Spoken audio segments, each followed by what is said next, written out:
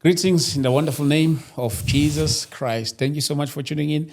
I'm your host, ST Dlamini. Siyambonga uNkulunkulu kakhulu bafowethu. Now we are towards the end of the year. Yeah, uNkulunkulu simbonile kakhulu onyakeni. Ngiyazi ukuthi this year came with different seasons. Nakithi sonke nje singabantu. Some did experience pain, joy, njalo njalo. Zonke lezi zinto ezihlukahlukene. But-ke uNkulunkulu ke siyamkholwa phezulu kunjalo uNkulunkulu phezulu kwazo zonke lezo zimo lezo ukuthi ukhalila kusho ukuthi angeke usahleka. So uNkulunkulu emuhle kakhulu, simbonile kakhulu throughout the year, wasithwala kwaze kwaba la esikhona njengamanje. But before we start, ngizothanda ukuthi ke sithandaze sincenge uNkulunkulu ukuba abe nathi kulesi sikhathi lesi sikusona njengamanje ebese singena straight to kwingxoxo yethu esinayo lapha namhlanje, and we'll be talking about a new world order. So sikhona naye la ubhuti uzosisiza kuyona yona le ndawo egameni lika Jesu Kristu. Baba wethu engcwele, uNkulunkulu namandla, siyathandaza in the name of Jesus Christ. We thank you, Lord, uNkulunkulu wethu engcwele, for this opportunity. We pray, your God, uNkulunkulu wethu namandla, ngegama lika Jesu Kristu waseNazaretha, siyathandaza Baba wethu namandla, that you open up, you amplify our minds and even more in the name of Jesus Christ, uNkulunkulu wethu engcwele, to see and understand your word accordingly. In the mighty name of Jesus Christ we pray. Amen. Amen. Baba siyabingelela. Sabakhulu. Ni right? Najabula. Siyabonga kakhulu. Namntu ufika uyibhunu namhlanje, uyibhunu stress. Hayi kusekuncane lokho kusazoba ibhunu. Kusezokukhule. Hayi kusaseyibika leli. Oh my God. Lisho ukuthi vele ke sekuyalasekela khona. My God. So niyaphila kodwa bhuti? Ngiyaphila mfowethu. Yabona nje ngiyabonga ukuthi sibambisane kulomsebenzi kaJehova. Wena ungabona sengazuthi uyasebenza nje kodwa emehlweni kaJehova kukhulu kakhulu. Ngoba njengoba sikhuluma nje ngesihloko lesi sithi New World Order, lana kuzohlukaniswa ivangeli, okusho ukuthi iNew World Order izohlukanisa ivangeli lika Kristu nevangeli lenkolo, ngoba abantu abahlukaniselwa ngivangeli from the start ukuthi uKristu uzeleni. Abantu bacabanga ukuthi uKristu uzele ukuthi aye nabesulwini, kanti kahle kahle uKristu uzolungisa uqhekeko olwaba khona between izidalwa zonke kanye nombuso odala izidalwa. So we will end up going to churches praying to go to heaven, not knowing the real factor ukuthi kwakhona ukuyesontweni akuyisolve kahle kahle solution, because it's not an issue of praying and fasting, but it is an issue of lineage. Lokho kusho ukuthi abantu abaningi bacabanga ukuthi isono bangasilungisa ngokuthi baye emasontweni bayothandaza, kanti umnikazi wesono uyena lo esikhuluma ngayo uKristu, uyena owasha ilokhungana izono zonke zezwe. So ke isihloko sanamuhla njengoba sithi New World Order, ngifuna ukuhlukanisa kubantu ukuthi kunama sons of the kingdom, and kube khona iSon of God. Okay. So lokho kusho ukuthi ama sons of the kingdom awumoshile umbuso kaNkulunkulu. The Son of God okuNkristu uzolungisa umbuso kaNkulunkulu. Na ulungisela umbuso, ukuthi ulungisa both embusweni kaNkulunkulu kanjalo futhi na kwi creation. So ke ngifuna ukuveza ukuthi mina uKristu ngiyamazi. Ngifuna ukutshela abantu ukuthi abantu abaningi bavela uKristu bamthatha sebamthatha lapha ya ezalwa Maria. Okay. Kanti kufuneka abantu babe ne background ngayo yonke into. uJehova bamazi eqala lapha eGibhithe, ethatha abantu ebayisa elokhunganeni kwaIsrayeli. Kanti lemvelo imvelo endala kahle kahle, imvelo le endala kakhulu, even before the formation of all things they were existing. Masikhuluma ngolizwe sikhuluma ngoKristu.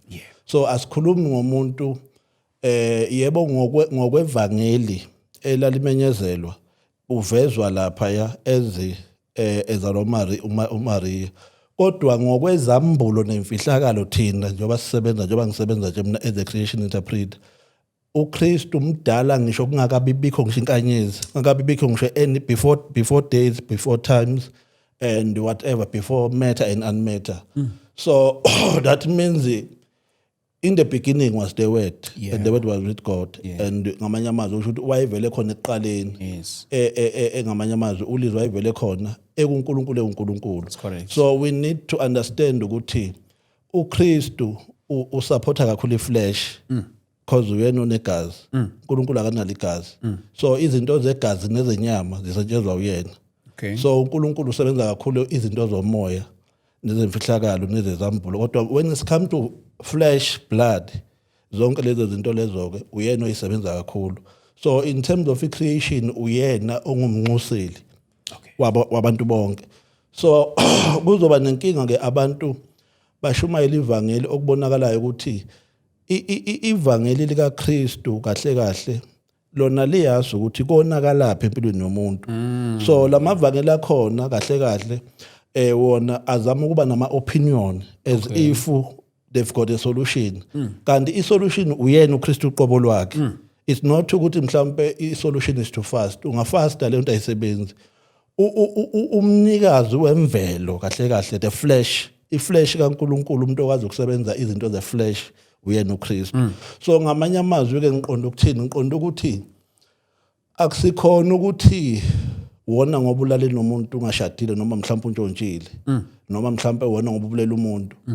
Lento lena wona nje from the day ungakazalwa ngisho ukuzalwa, uyabona nje mangabe sifunda lapha kuRoma noma uRomans 3 verse 23 kufundeka ngokuthi for all they have sinned and fall short of the glory of God. Then bese siya lapha kuPsalm 51 verse 5 kufundeka kanje ukuthi for I was born a sinner, yes, from the moment my mother conceived me I was already a sinner. So you understand ukuthi ukuconceive umuntu othi nje mangabe kusuka uketshezi kulo wesilisa lungena nje eqandeni bese ke automatically leyo bond nje yeqanda nelokho nganalolo ketshezi lwesilisa already lo muntu useyisona.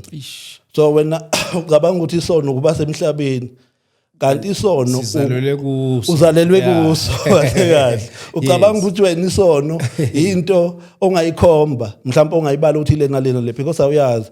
Then siye lapha yani ku Roman 5 verse 12 la khona kuvezwa khona ukuthi when Adam sinned, the sin entered the entire human race.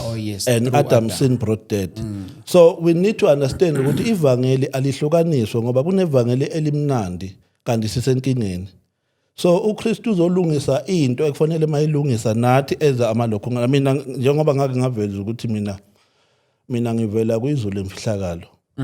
So yonke lemibuso imibuso yezulu uma kusetshenzwa nami from izulu emfihlakalo ngine position engiyidlalayo ukubuka ukuthi njengoba ngisuka kwizulu emfihlakalo abalapha kwizulu le redemption, abalapha kwizulu lobukhosi bona benza njani, abalapha kwi dominion of paradise bona benza njani, abakwi perfection benza njani, abakwi divine benza njani, kuze kufike kwi eternal life creation until ama minus creation lawo. Then bese kuba khona ama plus creation, then bese kuba khona ama minus creation la khona kukhona o Hades, kanjalo hell, kanjalo mortal, kanjalo death, eternity. So kuba khona i collective yokubuka ukuthi ama sons of the kingdom wona alekha kuphi. Because the Son of God is understanding the word. But akusiko ukuthi lana sibukelela abantu abakholwayo. Sibukelela bonke abantu abadaliwe nabo Lucifer laba kuyabukakala ukuthi yini lena bona ebahluphayo kuyi creation. Because masikhuluma nge-creation asikhulumi ngokuthi sikhuluma nge-planet le. Sikhuluma nge-development ukuthi makuthiwa nje kunama planet awu 4 billion. Bona yini lena ebahlulayo ngamanye amazwi. So you understand ukuthi isono into ejulile. When wayitshena ukuthi hayi isono ukuntshontsha ushukela ukweba kanti kukhona nje isono esibizwa ngokuthi i sin of omission. Isono nje sokuthi you are lacking to provide a legal duty ngamanye amazwi. Kukhona isono sokuthi uyacabanga nje kuMakho 7 verse 21 ngokuba ngaphakathi enhlizweni zabantu kuphuma emzindla emibi ngomzindlo nje uwodwa ngicabanga nje sekuyisono ngokuconceive nje ukuthi nje nangu umama wakho ushaya isiginci nobaba wakho then kube khona iconceiving automatically umuntu loyo ke ngamanye amazwi unjani useyisono vele automatically ngokwemvelo a nature of sin. So uma ke kuhlukaniswa ke ivangeli lika Kristu kanjalo namavangeli enkolo kufuneka kuhlukaniseke lokho ngoba we will end up si empowerisha umbuso o wrong and ekugcineni kwako konke bese si accuse ubani uKristu kanti thina kufanele sibe ne open vision manje ukuthi we need to have open vision la khona kuhlukaniswa iAntichrist because laba abantu bandawonye uKristu neAntichrist iAntichrist abantu bombuso okufanele singasebenzisi thina our own opinion kodwa kufanele kusetshenziswe ama protocol ombuso kaNkuluNkulu ukuthi yenzani kanje because laba bantu uNkulunkulu ngokwakhe uyabadinga ukuthi ngamanye amazwi nabo ngelinye ilanga balibone iphutha ngoba uyabona umuntu ongaliboni iphutha ngaso sonke isikhathi noma ungakhuluma uthini kufanele kube khona lo olalelayo ozwayo njengoba sinoKristu ukuthi ke kuzoba ne-new world order la khona kuhlukaniswa uKristu neAntichrist. So ngamanye amazwi kusho ukuthi sekuzohlukaniseka ukuthi ibandla likaKristu nebandla leAntichrist ngoba we will end up sinabantu othola ukuthi they pretend to be Christ ambassadors but they don't have revelations ngamanye amazwi they don't have revelations abanazi imfihlo they don't nothing about even ngisho inhlelo zombuso wezulu abazi nokuthi ku-administratewa kanjani creation kanti sekufaneleke manje kuhlukaniseke ukuthi abantu uma kusetshenzwa there must be an open vision la khona ku-assess ukuthi njengoba uKristu eyindodana kaNkuluNkulu ni aware yini ukuthi amadodana ombuso ake amlinga naye ngamanye amazwi amadodana ombuso ake amlinga uAdam nina ninesho kangakanani ukuthi anilinga nigaranta ngani nina nisuke nikholwa ukuthi laba abantu abanilinga phela akakwazi uSathane noma lama sons the fallen angels ukulingwa umbuso wezulu alinge uKristu alinge uAdam bese thina siyasala nje kanjalo nje ngamanye sibetha ngani kunalaba ya because we will end up ukuthi kukhona ukulingwa okukhona kodwa singakuboni lokhu kokufanele kuhlukaniswe ukuthi abantu abafunda ukuthi ivangeli likaKristu lizokwenza kube lula.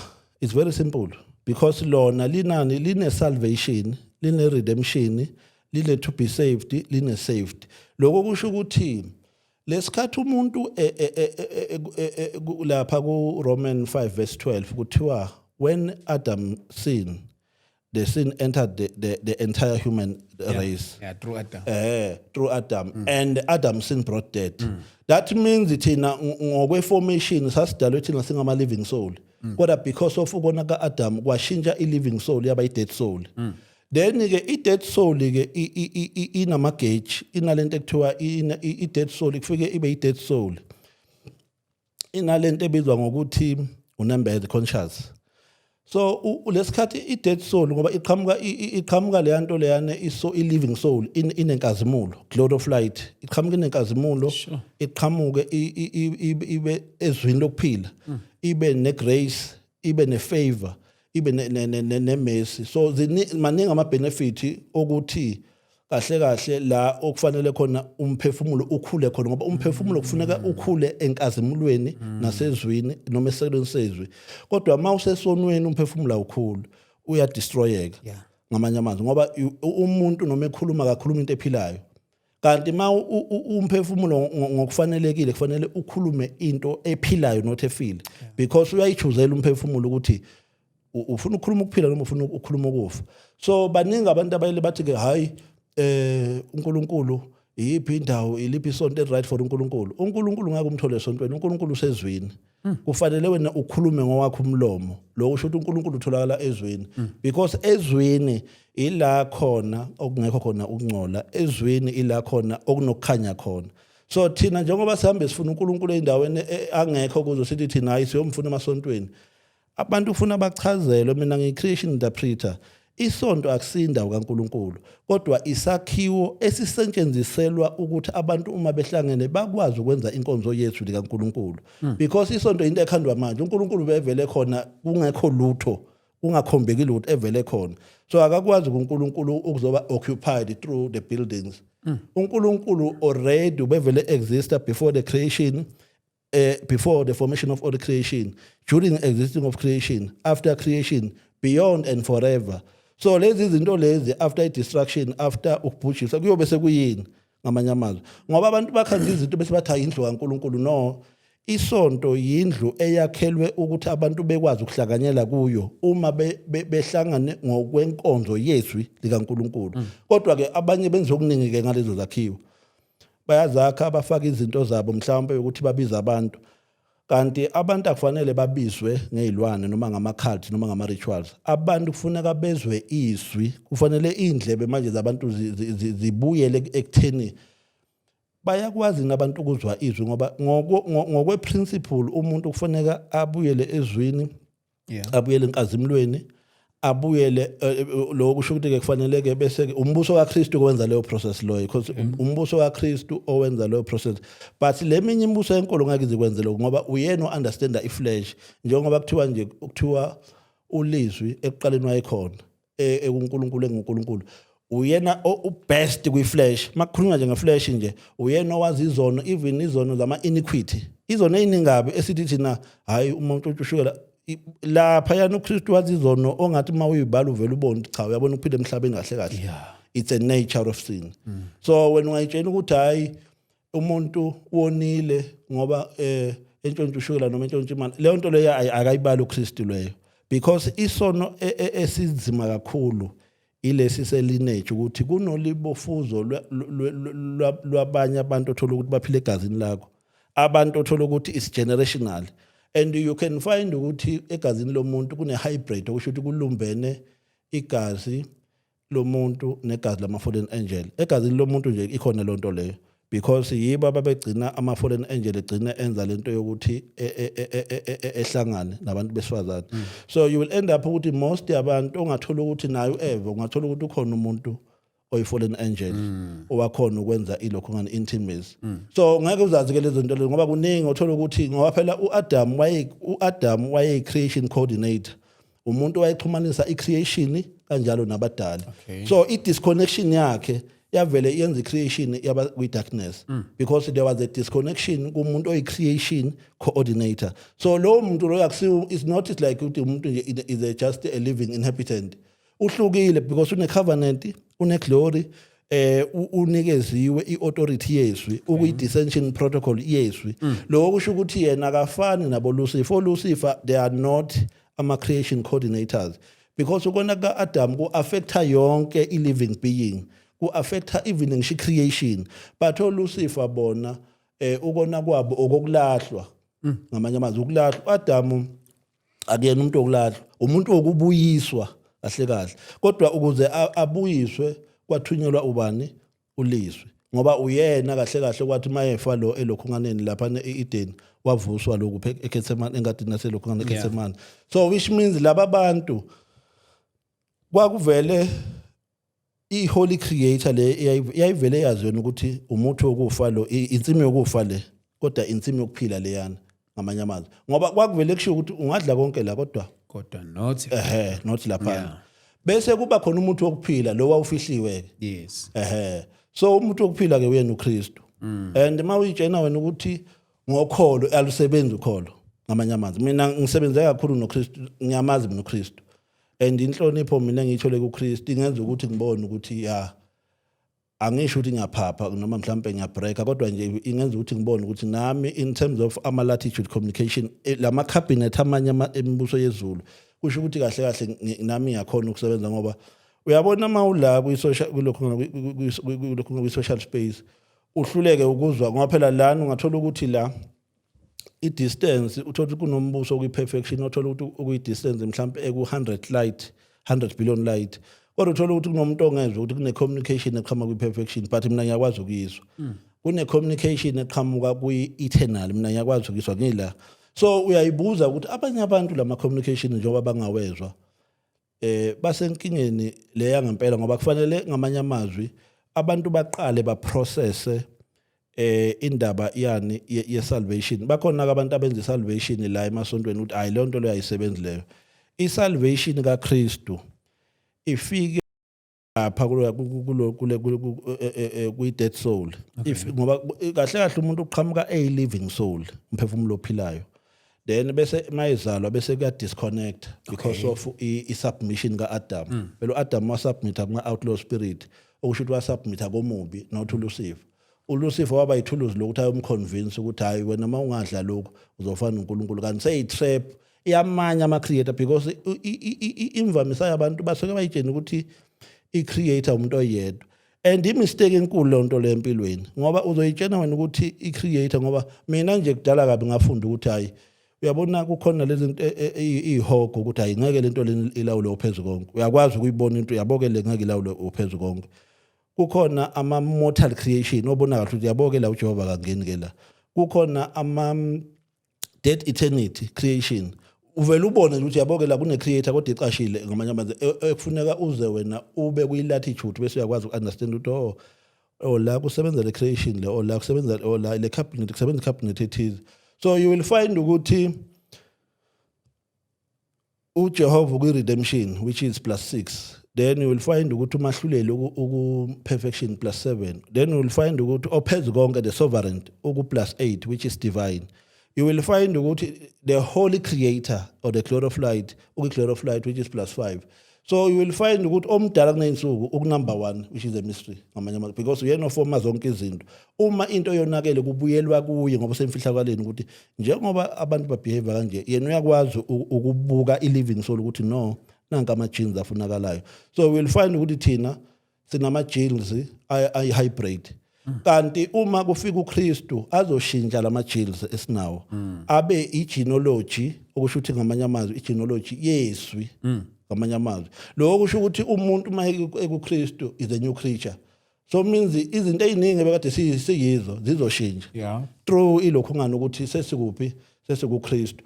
Siku-accessa kanjani ke lokho ngoba kufanele abantu bazi ukuthi akusiza ukusonta ngoba ungasonta kodwa uma ungakaze wenza lento ekuthiwa yini I-salvation i-dead soul ifike ibe nonembezo lesikhathi i-dead soul uphila uyingane kuya ngokuthi i-dead soul yakho idominate kuphi. Uma idominate kuyi-wicked unembezo yakho ukusho ukuthi ku-wrong lokho but uthola ukuthi umuntu uzokwazi ukuthi umphefumulo wakhe uvele udisobey unembezo aqhubeke enza lokho kusho ukuthi lo muntu udominate ngapha kakhulu kuyilokho ngana kuyi-wicked creation.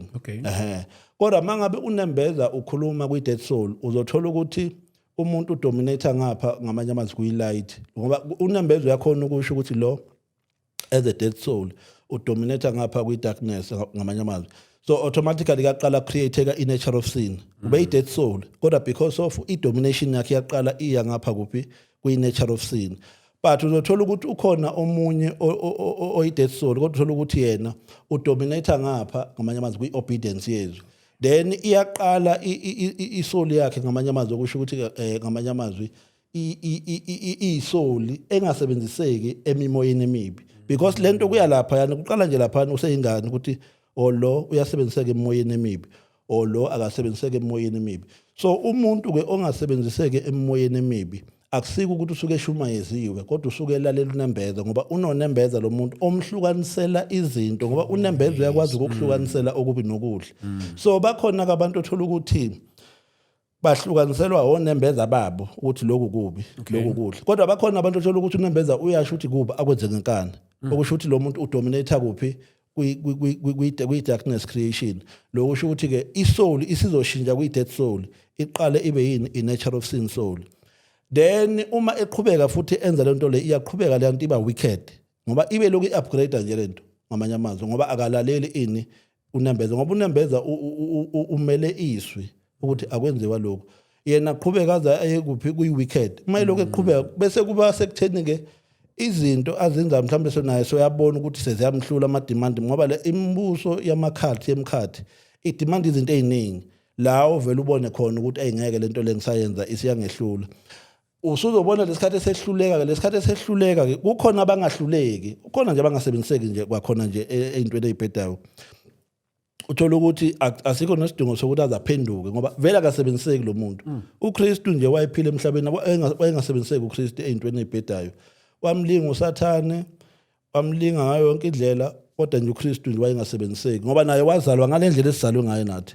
Kodwa wakwazi ngamanye amazwi ukovercome ama forces of darkness noma ama forces of wicked. Lento ke esho ukuthi the more usebenziseka ngapha kuma forces of wicked, kukhona uthola ukuthi nje abaclean abasebenziseki. Ila khona ke kuqala i-redemption, i-redemption paradise la kuno redeemer khona uJehova. Okay. Then kufike kube i-evil paradise, kube i-mortal paradise. Bona bayakwazi uku-indicator kwi-redemption ukuthi no, umuntu othize ngokwe-council ngoba lento lena uma uphila kune-council la esimongweni. Bayakwazi uku-read i-council le esuke isesimongweni somuntu ukuthi ikhodi ethize emhlabeni ayikhona ayisebenziseke emoyeni emibi. Ngakho ke ayibuyiswe, there must be what we call, there must be a salvation for that soul because ayisebenziseki emimoyeni emibi. So ila khona immortal evil ngoba evil iyakwazi ukudetecta ama wicked, ushuthi ama unnecessary spirit, ama unnecessary evil spirit because kukhona unnecessary evil, kube khona i-unnecessary evil. So i-evil iyakwazi ukudetecta ukuthi sekune wicked, okushuthi umoya kahle kahle ongacontroleki obhedayo because kukhona imoya e-evil.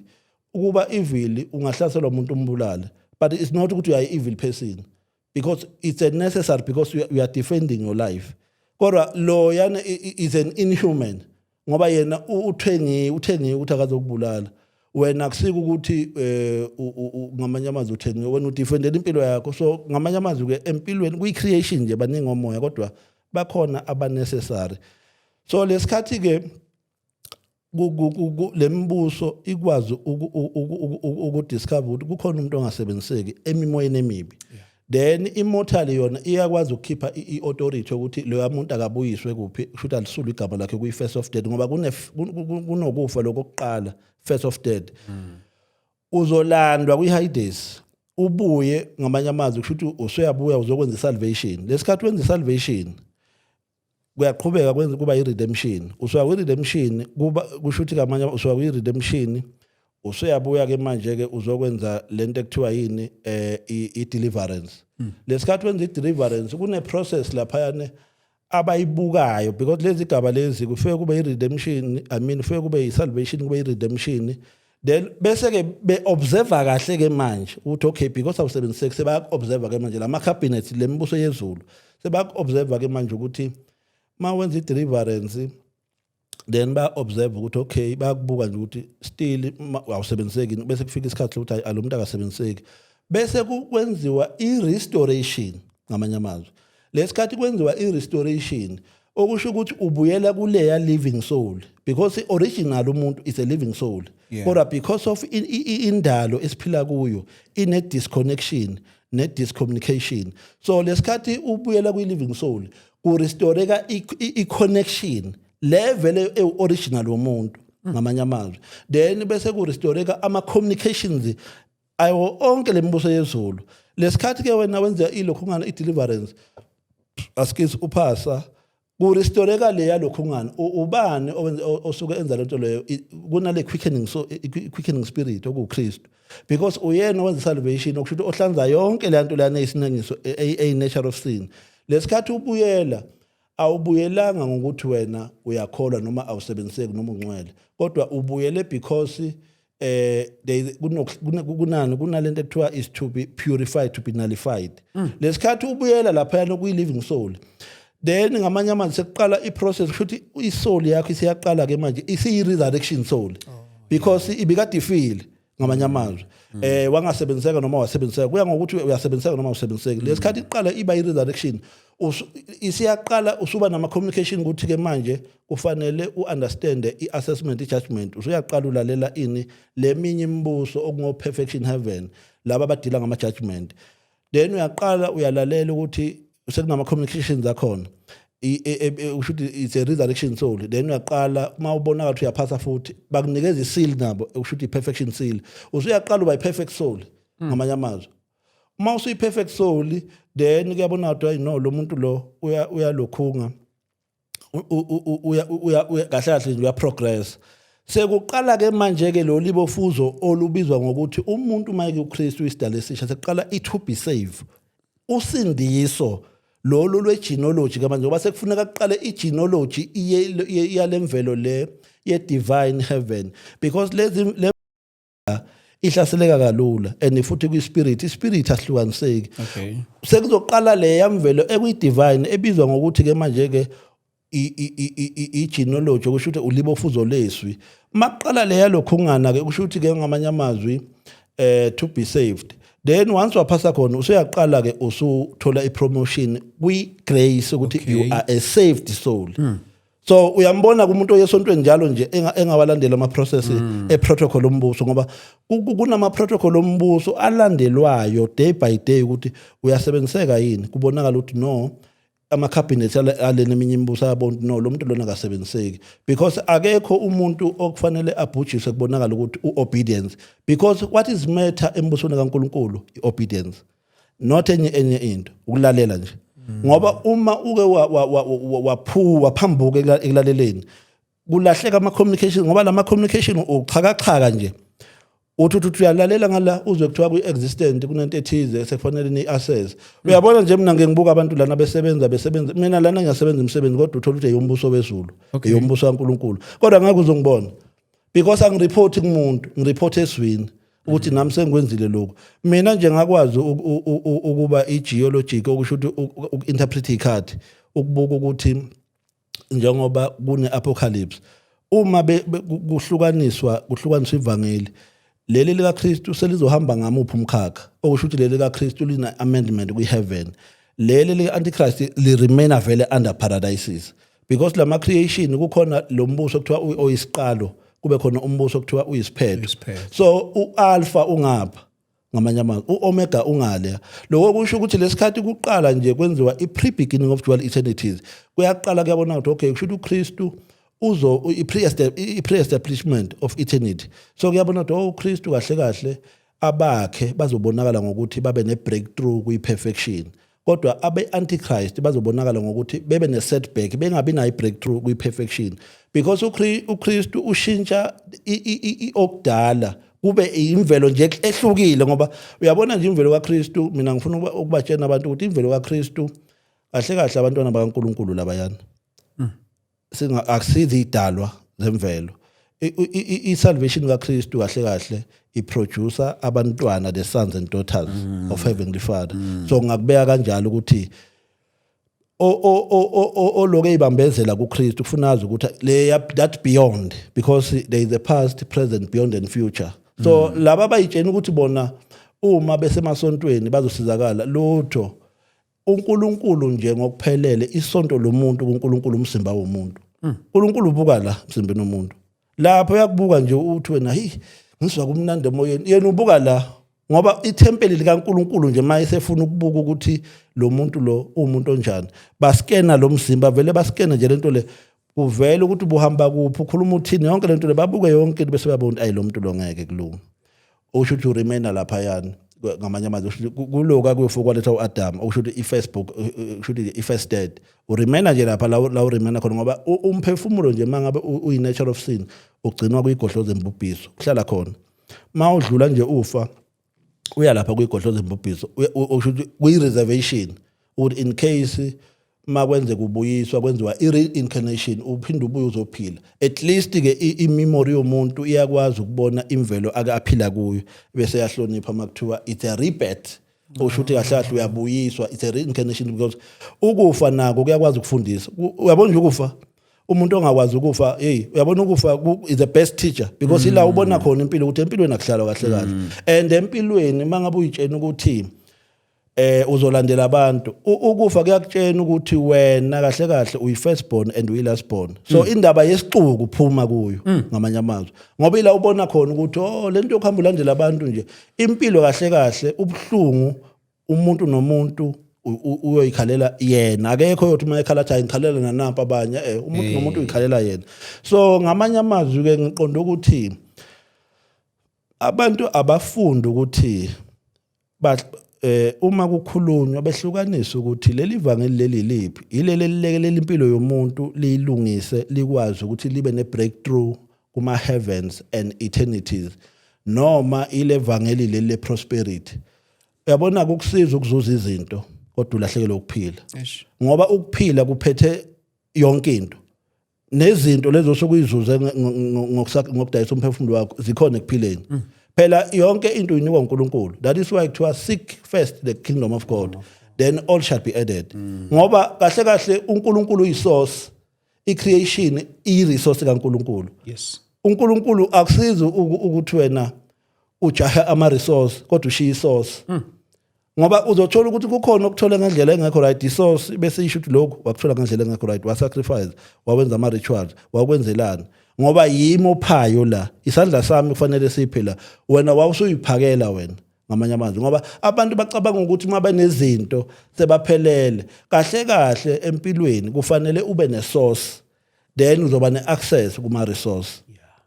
So nje abantu kufanele bafunde ukuthi mina njengoba ngimemezela angifuni ke mina ukuyiveza ukuthi ngubani ngoba ngiyele ngibona abantu abaningi ukuthi hey izambulo engako ndodo uyithatha angifuni vele ukuvela I rather be remain as a lokhungana as a creation interpreter because uma ungathi uyayiveza ukuthi ubani abantu sebangaqala bakuhlonipha kanti inhlonipho eyifake encike kwi-authority yami angifuni ke leyo nto kanti umuntu akabe nesambulo sokuthi azi ukuthi mina ngubani ngoba mhla umuntu waba nesambulo yila umuntu ayaqala khona bonke hey kanti emhlabeni siyaganga le ndoda singayilali ngoba uKristu izwi lasho lapha kuJohana lathi lo indodana yami engithokozile ngayo umlaleleni.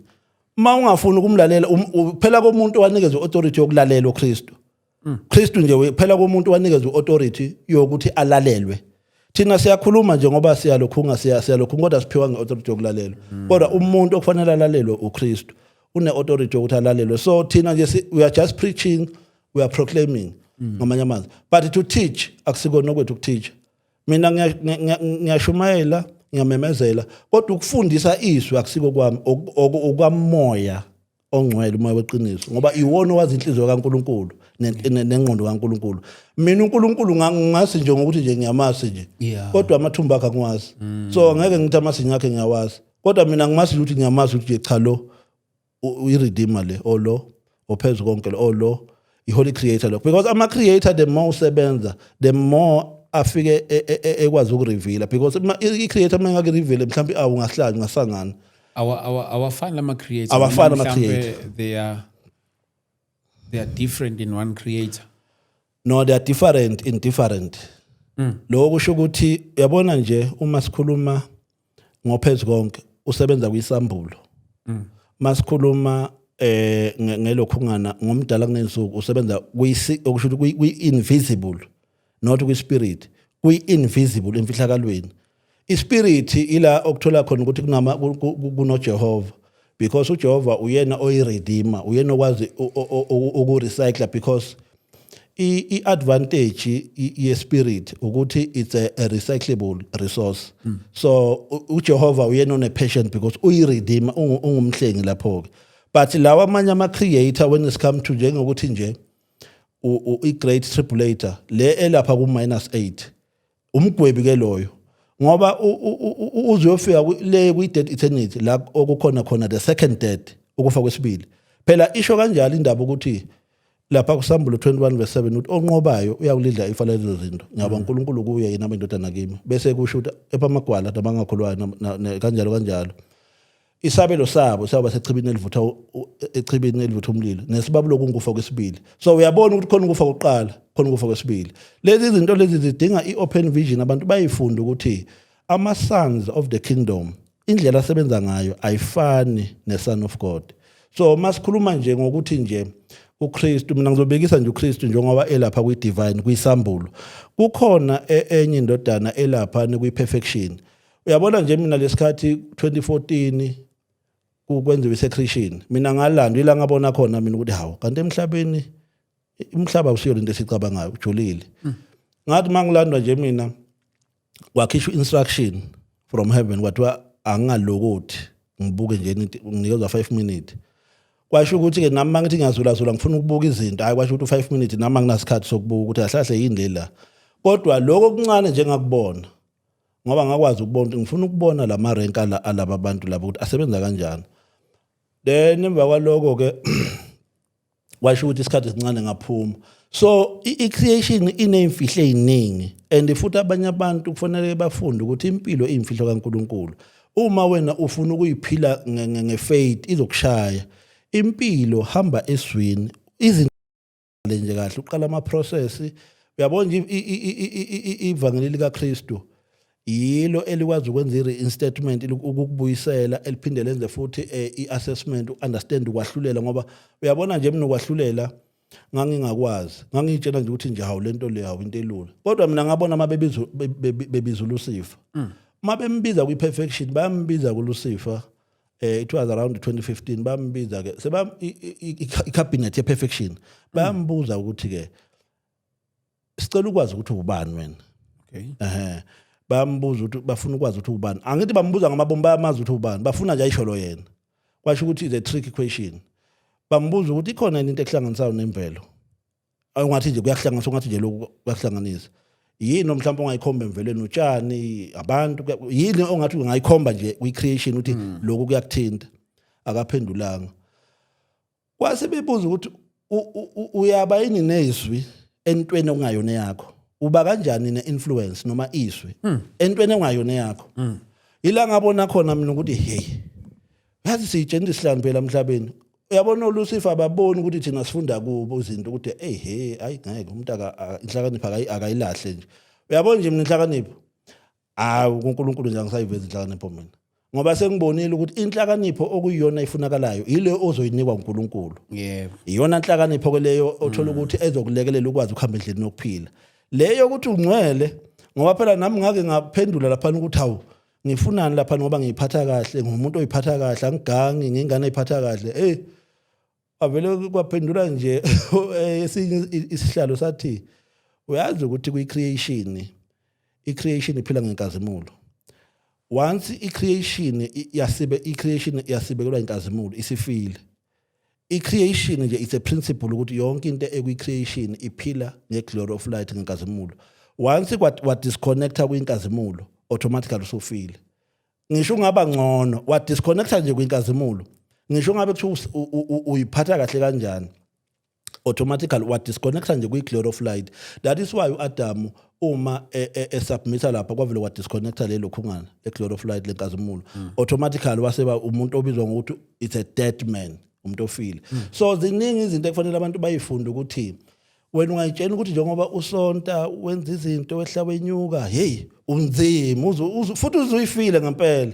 kanti it's a waste because if there is no connection there is no communication uma nje inkazimulo nje disconnectile that means indaba yakho nje i-out so lokho kusho ukuthi ke ubani umuntu ophila enkazimulweni uKristu so kahle kahle akukho kusindiswa ngaphandle kaKristu. There is no redemption, there is no salvation, there is no to be saved, there is no be safety.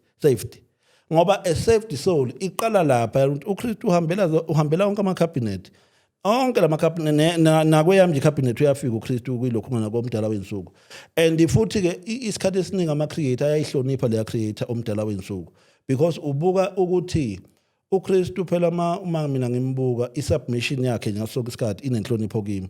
Nami sengafuna nje ukuhlonipha mina ukuthi labantu laba kusho ukuthi bona badala kahle kahle eswini laba abantu labane kahle kahle akusabalwa iminyaka thina nje basithanda ukuthi kuno 40 years okholweni ubala into engekho kunabantu abangama infinite othola ukuthi bona uNkulunkulu bakwazi ukuswa ngisho bakwazi ukuswa ngisho umcabango wakhe ukuthi eminyakeni ewu50 uzokuthi uzothukuthela bemuswa nje kusasemanje eminyakeni e1000 uzokwenza ukuthi ngamanye amazwi futhi uKristu wakwazi ukuzwa ukuthi even ngishi rapture ahle kahle ke umuntu oyasiyo kodwa ophezulu konke which means ophezulu konke so empilweni nje ama creator wafana mina sengisebenzele nama creator kodwa into engiyithandayo ukuthi ama creator lawa under ama paradises ayayisebenza indaba yabantu ngoba wona awukulunga kodwa ukulunga kwawo mina ngabonta lama creator kusiko ukuthi alungele abantu kodwa alungelele yandlela ekubhekwe kuyo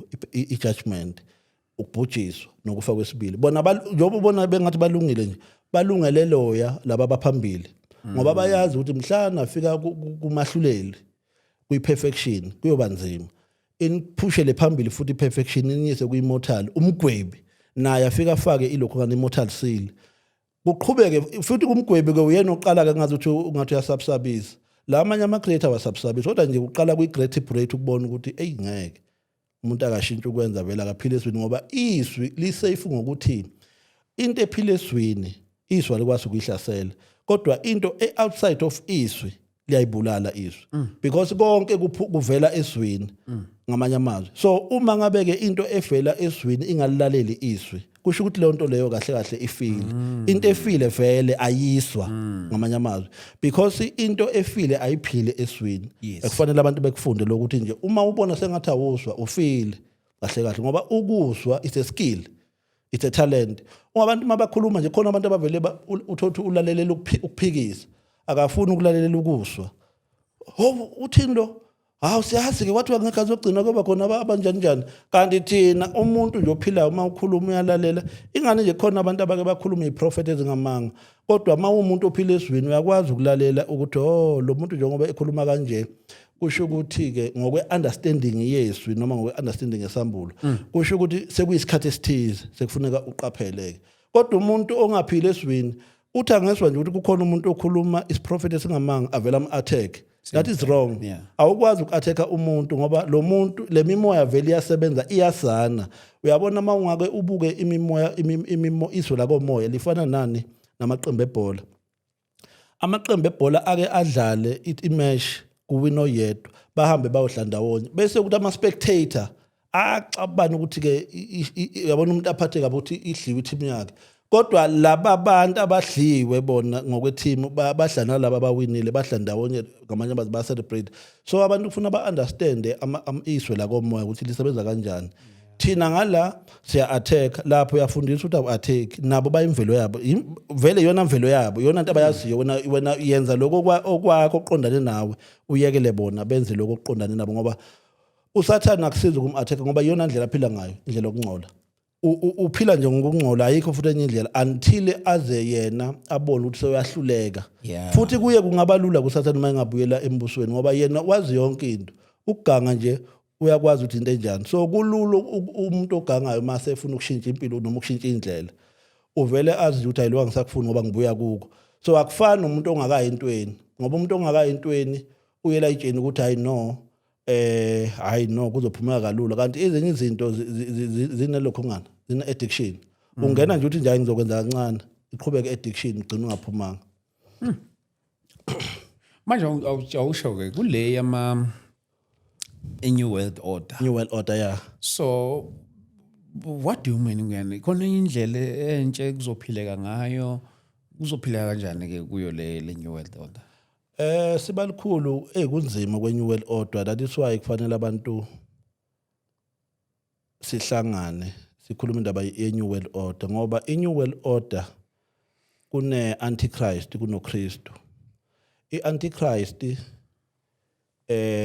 iyona ezoqala ihlupha abantu abaphatha igama likaNkulunkulu abantu futhi abaphatha igama likaKristu kodwa ke kuyahlupha ke ukuthi umbuso kaNkulunkulu uvikela abantu abasebenzisa igama kanti vele baphile esonweni the best way ukuthi abantu benze salvation because awukwazi ukuphepha komuntu ukuphila eswini uyabona usathana akamhlasela umuntu ophila eswini because uyazi ukuthi what is the consequences yokuhlasela umuntu ophila eswini kodwa umuntu ophila kwi-religion uyahlaseleka that is why kukhona izambulo ezithi abantu abangama-Christian noma abangama-religious nje whatever religious ibona abazogcina baphila impilo yokuthi kufanele babe nophawu lwani lwe-666 lokho kusho ukuthi i-beast and i-beast mina ngiyayazi i-beast it's an inhuman dominion it's an inhuman dominion awuphindi bomuntu kuleyanto you become a monster you become a zombie you become a vampire because leyanto leyane it's a wicked creation so which means bazoshintsha impilo yakho obukade uwena uyazi as a humankind but bayishintshe into ifithe lemvelo abayiyona so that bazokwandisa umbuso oya ekubhushisweni because bona they only maximizing ilokhu ngana i-movement eya ekubhushisweni so la kwi-New World Order mina nje ngikhumbula kahle ukuthi I think it was 2020 because lento iqale 2014 to 2016 ngaze ngathi mina ngaze ngasuggest ukuthi abahlukaniswe ke manje ngoba ingathi kuyabheda ke manje mase kungukuthi laba sebazosebenza kanje abahlukaniswe. uKristu ke mangabe kuhlukaniswa uKristu vele iposition yakhe ekuyi divine heaven lokusho ukuthi uyena ukhona kuwo onke ama creation. Iposition azokwazi ukusebenza kuyo ini i-divine heaven. Lokho kusho ukuthi abantu kufuna baqale bashintshe i-lineage ngoba le lineage le yesono isheshi attack kalula. Kodwa i-lineage le Yesu i-genealogy i-lineage okuyi-genealogy i-lineage Yesu ayi-attack kalula ngoba lapho usuke vele umuntu ophile eswini. Kodwa uma umuntu wesonto uzohlasela kalula ngoba kwesinye isikhathi uzothola ukuthi umuntu wesonto uthi uya emsebenzini bekutshela ukuthi hayi asakufuni la usebenza khona bathi sekusebenza lokhu manje akusafuneki. Lokho kusho ukuthi sekufanele ke manje abantu abafuna ukuphila ngoKristu baqale ama clean establishment because lama establishment akhona ama ritual industries lawa ama ritual state lawa. So i-state siyakwazi ukushintsha imithetho yomkhathi. Singakwazi i-state ukuthi sivele sifake imithetho yomkhathi ngoba it's a ritual state. It's a ritual industries. It's a ritual business. So bazokwazi bona ukuthi no nina sesiyanibona vele nina ningibaka Kristu asanifuni la. Lokho kusho ukuthi sekuzovela impilo seyizoqala ibe tense manje because laba vele abasebenzela umkhathi bona banamandla ukuthi bashintshe i-state. Bavele bathi nje asafune umuntu wenkolo la asafune umuntu okhonza uNkulunkulu la. So kufanele abantu baqale babe ne clean establishment because ila kuzobonakala khona ukuthi abantu bona banazo ama gift okuqala i clean establishment because you will end up uthi uyayesitolo kuthiwa hayi mawungenawo la i-chip awungeni. And leyo mpilo akusiyimpilo ongayivuma ngoba leyo mpilo isho ukuthi your life is over, it's permanently over. Lokho kusho ukuthi ke i-new world order kufuneka abantu baqale izinto bayisukumele kusenesikhathi ngoba abanye abantu baqale bahlale bathi nje hawo ayikho lonto leyo. Kuthi kusuka nje kuvele kuthiwe nje no as from esikoleni kuthiwe nje no sekuyashintsha manje ikole sekufuna kube kanje. Lokho kusho ukuthi ke abanye abantu uma besho bethi ake kuqalwe umbuso kaNkuluNkulu onama development kaNkuluNkulu ngoba lo umbuso kaSathane baqinisile labantu labo because uSathane kulula ukuthi avela athi nje manje nje ufaka umthetho othize manje nje ufaka umthetho othize.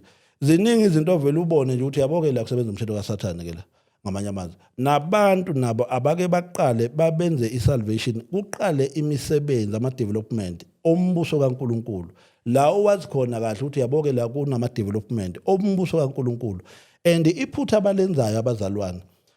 Mina ngake ngathola i-assessment ukuthi ibandla ngokwesambulo bathi ibandla levangeli iwona mbuso omdala kunayo yonke imibuso. Iwona mbuso ekufanele ngabe ucebe kunayo yonke imibuso. Iwona mbuso kwakufanele wakha ama establishment azovele nje acaca ukuthi lawa ama establishment ebandla lombuso kaNkuluNkulu. Kodwa ngokuthi abanasambulo ngamanye amazwi bona bebevele nje babona ukuthi nje nansi imali kanti le mali ikhandwe ngendlela ukuthi iyi-seed njengoba kuthiwa it's a seed kusho ukuthi le mali iyatshalwa ukuze yakhe i-development. So le mali akusiyimali yokudliwa. Laba bantu abasuke badla bona imali ngamanye amazwi badla intuthuko yombuso kaNkuluNkulu ngoba uSathane eyakhe intuthuko vele isivele isikhona. Ama industrial mind lawa ama ritual mind lawa kwenziwa izinto lapha ongazazi ngamanye amazwi. So ezivele zibe ngama altar kaSathane. So wena noma ungathi uyayiclaim lonto ngabe uzuyiclaim because inani inelokho ngane contamination okusho ukuthi kunama sacrifice kunama rituals athi zenziwayo. So ziningi izinto othola ukuthi ziyakhiwa ama bridge kune ritual ethize othola ukuthi babeka uphawu kahle kahle nabo ukuthi nake sikwenzile. So uthola ukuthi abantu ke imali le yokweshumi itithe bavele bona bayithathe ngamanye amazwi. Le mali uma uthi uyafunda ama angels of finance ufunda ukuthi le mali le kufanele ngabe seyakhe ama social based development. Kufanele ngabe la sekunembuso emikhulu kunezakhiwo ezinkulu kunamasimu kunemfuyo kunayo yonke into according to ngoba phela uma uthi uyalandelela lapha yana makuthiwa let us make asenzeni umuntu abe umfanekiso wethu then have dominion but ayikho lonto leyo. So abantu kufuneka bazi ukuthi uma bebetray izwi likaNkuluNkulu kukhona okusuke kubanyenyela abangakuboni ngoba lesikhathi uNkulunkulu ethi ke asakheni umuntu abe ne-dominion over this and this and this noma engabalanga izinto ey'ningi kodwa lezi zinto uyabona manje ukuthi hawu the more abantu bebetraya izwi likaNkulunkulu ilesikhathi-ke ngamanye amazwi bezogcina sebaphila impilo ebasuffocateayo ngoba if abantu bengenayo i-clean establishment uzothi uyaya laphana emsebenzini kuthiwe sorry iphi chip anginayo kuthiwa hayi-ke hambe ekhaya ngamanye amazwi vele ulambile ufuna ukusebenza uneyikweletu nayo yonke into ngamanye amazwi kanti vele kufanele abantu bafunde nje ukuthi uma kwenziwa i-open vision abantu abake babe nesambulo kuke kuqale imisebenzi ene-instruction enama-items of heavens lokho kusho ukuthi sekufuneka kuqalwe ke manje kwenziwe ama-development entando yombuso kaNkulunkulu because intando yombuso kaNkulunkulu ukwakha ukuthi nanka ama-development lawe singazuthi-ke azoba clean kuma-ritual ngamanye amazwi angeke asaba nalama-rituals lawo uthola ukuthi ama-rituals abanye abantu ngoba the more thina sisijabulisa ukuthi siyasebenza asazi ukuthi lento le i-old kahle kahle akukusiza ukwenza salvation kodwa manje uyahamba uyi-beneficiary yani ye-wicked creation uyasebenza under i-ritual industry wena uthi uyasebenza kodwa wena uthi umntwana kaNkulunkulu ungumntwana kaNkulunkulu kanjani ekubeni ukuyi-payroll ye-wicked wealth uyasebenza nodwa ukuyi-payroll ye-wicked wealth le yamcebo loyane kwasacrifice abantu wena uthi wena hayi uNkulunkulu uyambonga kanti uNkulunkulu ufuna ukuthi abantu babe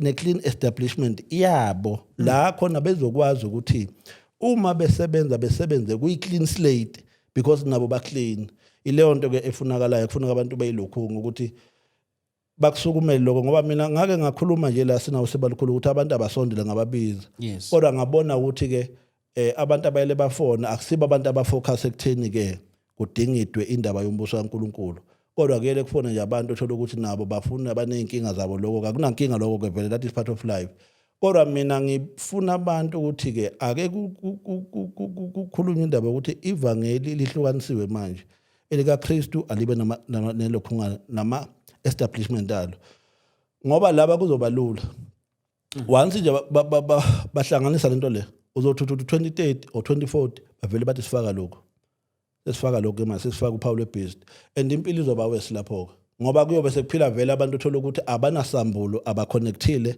ngoba abantu abanesambulo uyabona nje uJohani izwi lomemezehlanu uthi lungisana indlela yenkosi indlela yenkosi njengoba lo asho Isaiah umprofeti lo muntu wakwazi ukubona uJesu nje uJesu akazange azayichaza wambona nje esixukwini uthi nangu nanti undlu kaNkulunkulu elisula eliwasha izono zethu wambona nje why uphile eswini behold so abantu kabafani khona abantu abaphile eswini kukhona abantu othola ukuthi bayakwazi ukubona ukuthi wena ubani kukhona abantu othola ukuthi mangathi nje mina ngifuna uku-retrieve wona ku-spiritual database ngakwazi ukubona le ndoda le usibanibani kuyi-spiritual database because abanye abantu they are gifted so kahle kahle basebenza noNkulunkulu they have i-access kwimfihlo kaNkulunkulu bayakwazi ukuthi babone yonke into ukuthi le nto le iyohamba ibe kanje so ile nto leyo ke mina ngisho ukuthi ke abantu uma ngabe sisebenza noSibalukhulu abangathathi ngokuthi bona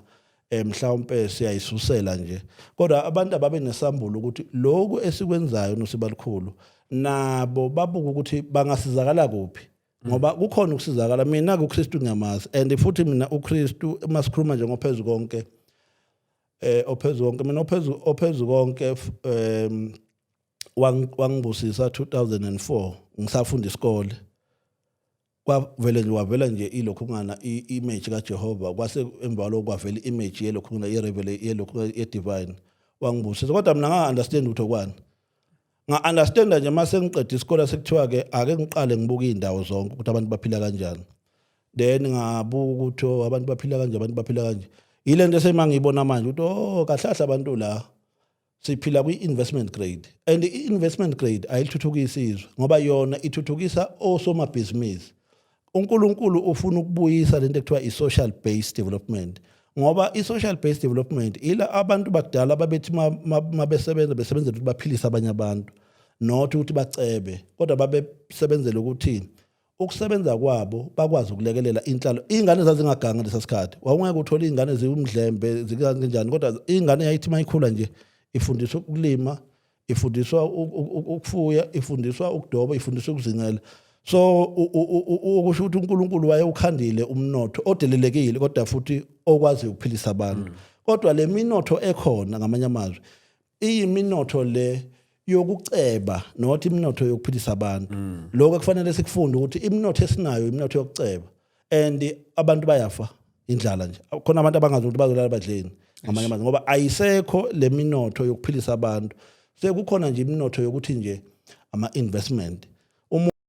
Thatha indawo investment uthi uyabuka lo muntu unayo yonke into unendawo la umbuzo uthi ke abanye abantu ke bona sebazophila kanjani.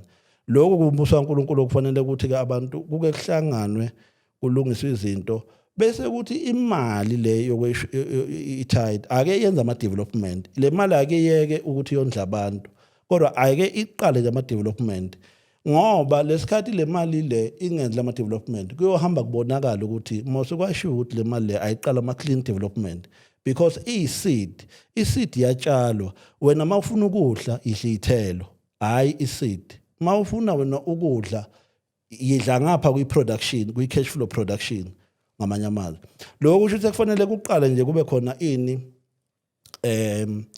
ukuthi abantu bahlangane kube khona i-custodian la khona imali yelokhungana ye-seed izoqala yenza i-development kaKristu because uKristu kufanele ayakhe i-development yama-ambassadors akhe because noSathane ukwazile ukuzenzela ezakhe ikhonzi impumelelo noKristu kufanele aqale akhe i-development yama-ambassadors so that abantu abasuke bemkhonza uKristu ngamanye amazwi noma esingathi nje abantu abasuke bemkhonza uKristu bengasafarishi ngamanye amazwi.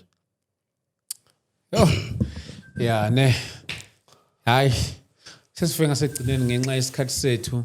Mphathi wami siyabonga kakhulu. We'll make another time ngesibona ukuthi awekho namanye ama angles esingawathinta kuyona yonke lento leyo. Bazona bami lapha emakhaya siyambonga kakhulu uNkulunkulu kakhulu. Thank you so much for your time. Maybe nje in these few seconds bakuthola kanjani abadinga ukuxhumana nawe?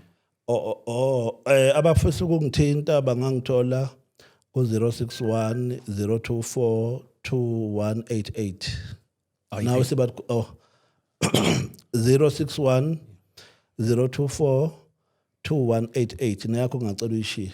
Okay, yes. Mhlambe ke nabafisa ukuxhumana nathi ke 0788 417 844. Siyabonga kakhulu bafowethu. uNkulunkulu kanigcine anifihle sibonane nakwi episode yethu elandelayo. God bless you. God bless you. Amen.